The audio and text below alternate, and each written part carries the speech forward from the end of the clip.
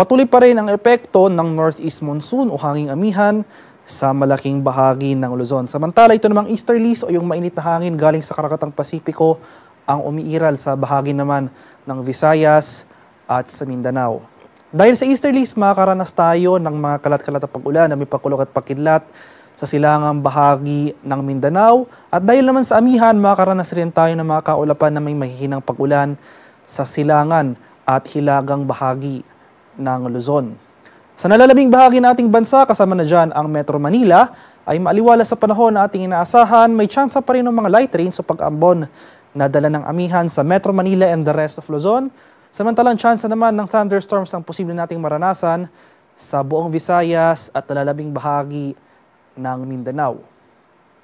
At para naman sa magiging lagay ng ating panahon ngayong araw dito sa Luzon, dahil sa amihan, asahan pa rin natin yung mga tsansa o yung mataas sa tsansa ng kaulapan na may mahihinang pag-ulan dito sa areas ng Cagayan Valley, sa mga lalawigan ng Apayao, Kalinga, sa bahagi ng Mountain Province, pati na rin dito sa lalawigan ng Ifugao, Aurora, buong Quezon at sa bahagi ng Camarines Norte. Sa nalalabing bahagi ng Luzon, kabilang na dyan ng Metro Manila, ay fair weather conditions sa ating inaasahan, maaliwala sa panahon, may tsansa pa rin ng mga pag-ambon o light rains na dala ng amihan. At para naman sa bahagi ng Palawan, Visayas at sa Mindanao, dahil naman sa easterlies, makakaranas tayo ng mga kalat-kalat na pag-ulan o yung mga scattered rain showers at thunderstorms sa eastern section ng Mindanao. So particular na dito sa buong rehiyon ng Caraga at sa mga lalawigan ng Davao Oriental, pati na rin dito sa Davao de Oro.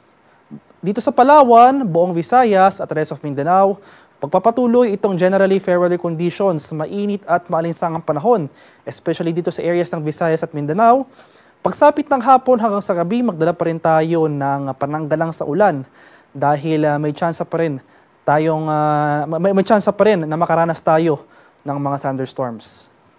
At para naman sa kalagayan ng ating karagatan, sa kasalukuyan, may nakataas pa rin tayong gale warning na dulot ng amihan. Partikular na sa mga dagat-baybayin ng Ilocos Norte, Batanes, Cagayan, kabilang na dyan ang Babuyan Islands at sa mga seaboards ng Isabela.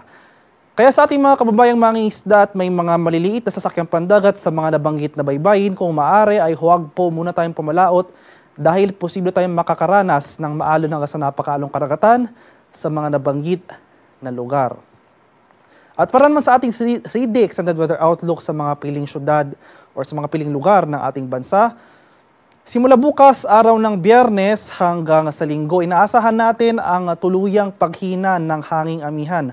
So hindi na natin inaasahang makakaapekto ang northeast monsoon sa buong Luzon for the next 3 days. So akibat ng paghina ng amihan ang pagtaas ng ating maximum temperature sa hapon or sa tanghali. Kaya mainit at malinsangang panahon na muli ang posible nating maranasan starting tomorrow.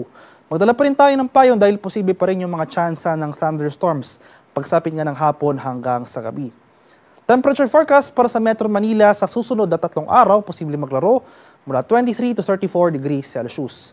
14 to 24 degrees naman dito sa Baguio City at 24 to 31 degrees Celsius sa bahagi ng Legazpi City. Sa bahagi naman ng Visayas, for the next 2 days o sa araw ng Biyernes hanggang sa Sabado, magpapatuloy pa rin itong maaliwala sa panahon, mainit at maalinsangan, ngunit pagsapit ng Linggo, especially dito sa area ng Eastern Visayas, sa lugar yan ng Tacloban City, dahil sa easterlies o yung hangin na nanggagaling sa Karakatang Pasipiko, asahan natin yung mga pag-ulan na dala ng weather system na ito.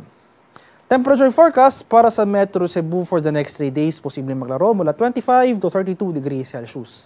26 to 33 degrees naman dito sa Iloilo City at 24 to 31 degrees Celsius sa bahagi ng Tacloban City. At sa bahagi naman ng Mindanao, for the next 3 days, gayon rin po, magpapatuloy itong mainit at malinsangang panahon, generally fair weather conditions.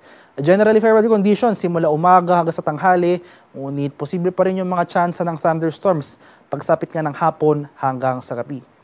Temperature forecast para sa Metro Davao for the next 3 days, posible maglaro mula 24 to 33 degrees Celsius. 23 to 33 degrees naman dito sa bahagi ng Cagayan de Oro City at 23 to 33 degrees Celsius sa bahagi ng Zamboanga City. Ang haring araw dito sa Kamaynilaan ay sisikat mamayang 6 a.m. ng umaga at lulubog naman mamaya sa katapos na 6:07 ng hapon.